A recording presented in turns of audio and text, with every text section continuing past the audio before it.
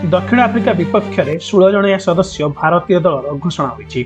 चयनर 5टी निष्पत्ति समस्त को आश्चर्य कर नुआ अधिनायक नुआ उपअधिनायक 3 ओपनर 2 विकेट कीपर 3 ऑलराउंडर एवं 4 बोलर सहित यही 16 जन खतरनाक खेलाड़ी को मौका मिली जहां देखि विपक्ष दल ध्वंस हो। हार्दिक पांड्या मोहम्मद सामी ईशान किशन चयन उपर बड़ बड़ खबर आसी। हिंदुस्तान कोटी कोटी फैंस सबुठारु खुशी खबर आसी। जानतु केबे केउठी केउ दिन आरंभ हेबो ओडीआई सीरीज। एही 16 जन भितरु किए भारतीय टीम रे एंट्री करिवो आउ काहाकू विदा कराजिवो तेबे पूरा सूचना सामना को आसी। भारत और दक्षिण आफ्रिका मध्य खेला जिबाकु थिबा 3 मैच विशिष्ट वनडे सीरीज पई 16 जणिया सदस्य टीम इंडिया रो घोषणा होईछि।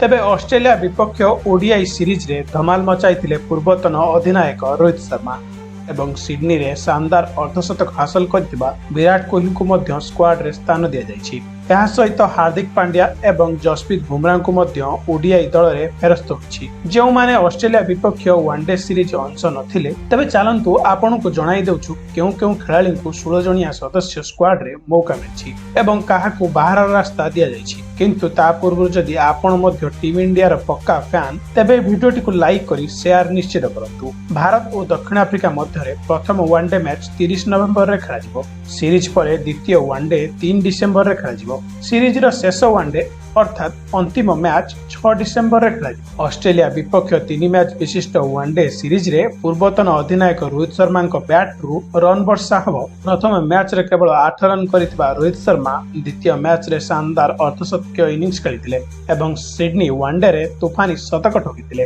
रोहित को 2 धमाकादार इनिंग्स पई तांको प्लेयर ऑफ द सीरीज खिताब दिया जायतिला। जेतेबेले विराट कोहली 81 बॉल रे अपराजित 74 रन करिथिले। कुहा जाए जे कोहली 273 रन टार्गेट चेस करुवा बेले आउ थरे प्रमाण कर देइथिले जे काहेकि तांको विश्वर सर्वोत्तम चेस मास्टर कुहा जाए। एबे रोहित विराट को धमाकादार जोड़ी दक्षिण आफ्रिका विपक्ष रे धमाका मचाइबे। भारतीय दलर star allrounder Hardik Pandya Asia cup 2025 रो सुपर 4 मैच रे श्रीलंका विपक्ष रे आहत होइथिले। हार्दिक को श्रीलंका विपक्ष बोलिंग करुवा समय रे पादर मांसपेशी रे आहत लागितिला। एही कारण से बहुत दिन धरी क्रिकेट रु दूरे इरथिले एवं ऑस्ट्रेलिया विपक्ष वनडे और टी20 सीरीज पई मध्य चयन होई नथिले। तथापि पांड्या एबे पूरा पूरी फिट होई साइछन्ती एवं दक्षिण आफ्रिका विपक्ष ओडीआई और टी20 सीरीज रे खेलुतबार नजर आसीबे। तबे फ्रेंड जसप्रीत बुमराह मध्य दक्षिण आफ्रिका विपक्ष एक दिवसीय सीरीज को एंट्री मारिबे। कुहा जाय जे बुमराह को ऑस्ट्रेलिया विपक्ष वनडे सीरीज विश्राम दिया जायतिला। तेबे से फेरिबा परे टीम इंडिया रो बोलिंग आहुरी मजबूत हेबो। अन्यपटे डोमेस्टिक क्रिकेट रो निरंतर भल प्रदर्शन करी मोहम्मद सामी मध्य दल रे निजर स्थान पक्का कर निछंती। मोहम्मद सामी जी निरंतर टीम इंडिया रो बाहर थिले तांको चयन 3 फॉर्मेट रे हेउनथिला।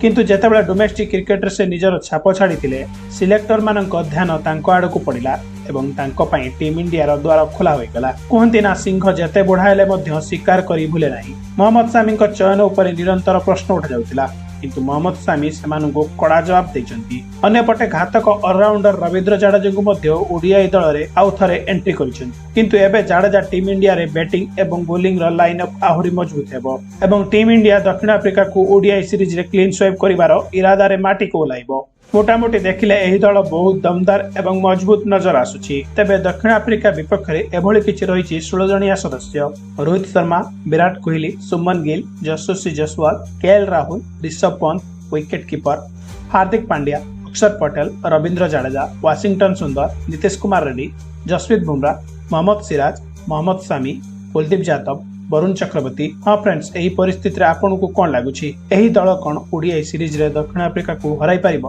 कमेंट माध्यम रे निश्चित जणांतु।